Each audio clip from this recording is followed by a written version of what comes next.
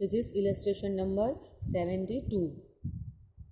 Total sales 2,20,000, sales returns 20,000. Now total sales minus sales returns, you will get net sales, which is 2 lakhs. As I said, you have to always take net sales, that is you have to minus returns. Then you have been given gross profit 50,000. Now as I said that you have to find cost of goods sold by any of the formula.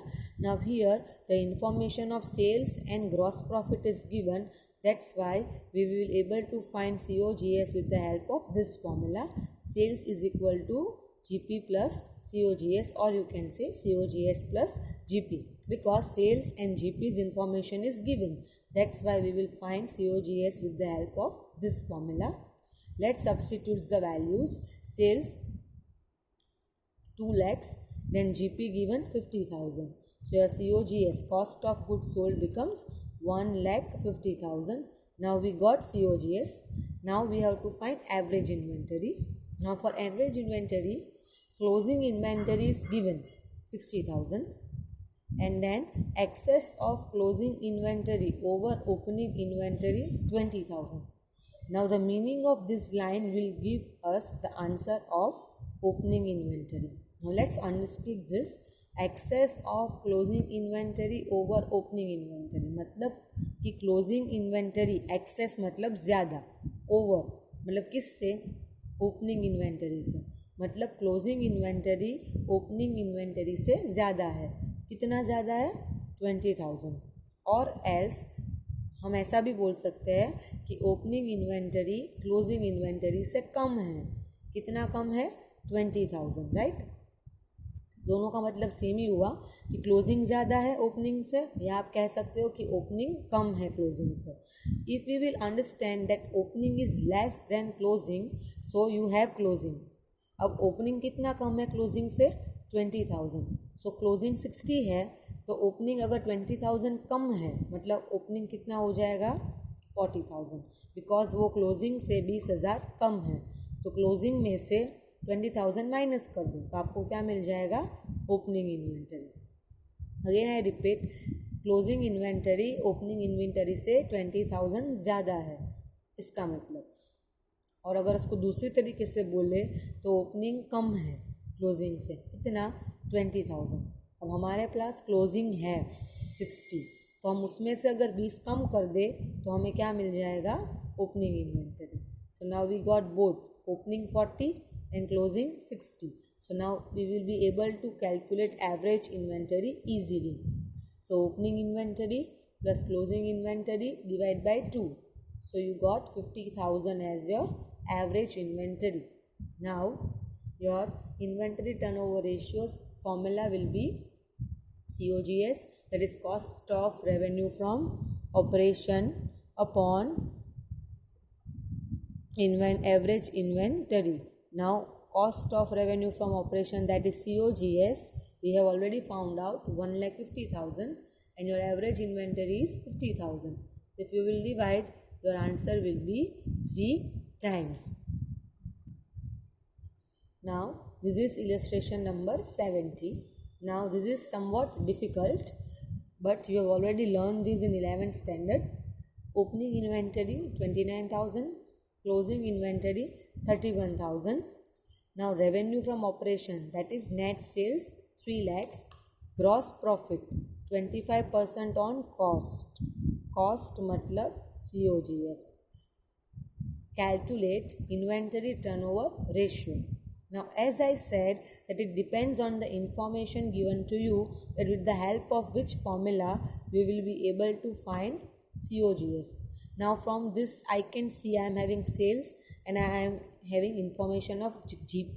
So I have to use this formula for finding COGS. Now whatever I am going to say, listen it carefully. Gross profit 25% on cost. GP cost पे depend है, but cost मतलब COGS तुम्हारे question में information में कहीं पे भी नहीं दिया है. सो जब GP जिस पे भी डिपेंड हो और अगर वो चीज़ नहीं दी गई है तो तुम्हें वो चीज़ को 100 एज्यूम करना है. तब तुम्हारा सम टफ बनता है। Again I am repeating, GP जिस पे भी दिया है और वो चीज़ नहीं दी है तो तुम्हें वो चीज़ को अज्यूम करना पड़ेगा। जैसे यहाँ पे जीपी कॉस्ट पे है और पूरे क्वेश्चन में कॉस्ट कहीं पे भी नहीं है, तुम्हें कॉस्ट को 100 अज्यूम करना पड़ेगा, then only you will get the answer of cost. Now let's solve GP on cost, but cost not given, therefore cost is not given. Let assume COGS be 100. Now cost means COGS. Now you assume cost is equal to 100. अब GP cost का कितना percent है? 25. तो cost के नीचे लिखो GP और वो कॉस्ट का 25% है तो कॉस्ट 100 है, तो 100 का 25 ही आएगा, राइट। अब ये समझना पड़ेगा कि कॉस्ट और GP लिख दो दिया, और कॉस्ट और जीपी होता क्या है, प्लस की minus. So from this you can see cost और जीपी ऑलवेज क्या होता है, प्लस। सो कॉस्ट और जीपी को प्लस कर दो तो क्या बन जाएगा, sales. So cost plus GP sales बन गया। वैसे ही 100 में 25 अब प्लस ही करना पड़ेगा तो क्या आ जाएगा 125, मतलब कॉस्ट 100 हुई, जीपी 25 हुआ और सेल्स 125 हुआ। Again I am repeating, whenever you are assuming cost as 100 और GP 25 तो cost और GP हमेशा प्लस ही होता है और वो तुम्हें सेल्स ही देगा हमेशा। तो इसलिए cost और GP को प्लस करो, तुम्हें सेल्स मिल गया। अब what you have to do next step, अब ये इसमें से ये 3 में से हमारे पास एक चीज़ का अमाउंट है। जैसे यहाँ पे रेवेन्यू फ्रॉम ऑपरेशन मतलब सेल्स है, तो सेल्स कितना दे दिया है 3 lakhs। तो कैन आई से कि मेरे पास 125 का अमाउंट है, तो 125 इज इक्वल टू 3 lakhs और हमें फॉर्मूला में क्या चाहिए COGS और वो हमारा कितना है 100। तो हम इक्वेशन रखेंगे 100 पे कितना, 125 पे 3 lakhs है तो 100 पे कितना। ये 125 को 3 lakhs क्यों माना गया, बिकॉज 125 तुम्हारा सेल्स है और सेल्स हमें क्वेश्चन में ऑलरेडी दिया है जो 3 lakhs है। That's why 125 is equal to 3 lakhs और कॉस्ट 100 लिया है तो 100 पे कितना। So 125 is equal to 3 lakhs, 100 how much. So if you cross multiply we will get this type of solution. तो your COGS becomes 2,40,000। If you will solve this you will get this. तो हमें क्या मिल गया, cost of revenue from operation मिल गया which is 2,40,000। Now you want average. Average के लिए ओपनिंग एंड क्लोजिंग दोनों दिया है तो प्लस कर दो दोनों को और डिवाइड बाय 2 कर दो तो तुम्हें एवरेज भी मिल जाएगा। So now your final answer will be 2,40,000 upon 30,000 and it becomes 8 times। Now last time, her bar cost को 100 लेना ज़रूरी नहीं है। कौन सी लाइन याद रखनी है कि जीपी जिस पे भी दिया हो वो चीज़ अगर क्वेश्चन में नहीं है तो ही तुम्हें उसको 100 अज्यूम करना है। जैसे लेट्स चेंज द एग्जाम्पल, मान लो आपको कॉस्ट दिया था 3 lakhs, राइट, और रिवर्स दिया है कि जीपी 25% ऑन सेल्स। तो अब क्या करोगे आप कि जीपी किस पे है, सेल्स पे, और सेल्स क्वेश्चन में कहीं पे नहीं है तो तुम अब सेल्स को 100 अज्यूम करोगे।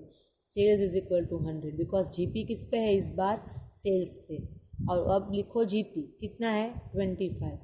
अब सेल्स और जीपी प्लस नहीं होगा क्योंकि सेल्स में से जीपी इस साइड आएगा तो क्या हो जाएगा माइनस। तो ऐसा बनेगा sales minus GP is equal to COGS। तो सेल्स और जीपी क्या हो जाएगा माइनस, राइट। तो अब आपको यहाँ पे क्या मिल जाएगा COGS लिखना पड़ेगा और वो कितना हो जाएगा आपका 75। सो इट डिपेंड्स कि जीपी किसके ऊपर दिया है। अगर जीपी सेल्स पे दिया होता तो इस टाइप का इक्वेशन बनता और जीपी अगर कॉस्ट पे दिया हो तो इस टाइप का। There is a vast difference. GP cost पे हो तो प्लस होगा दोनों और अगर जीपी सेल्स पे हो तो वो क्या होगा minus. Now it depends on the situation.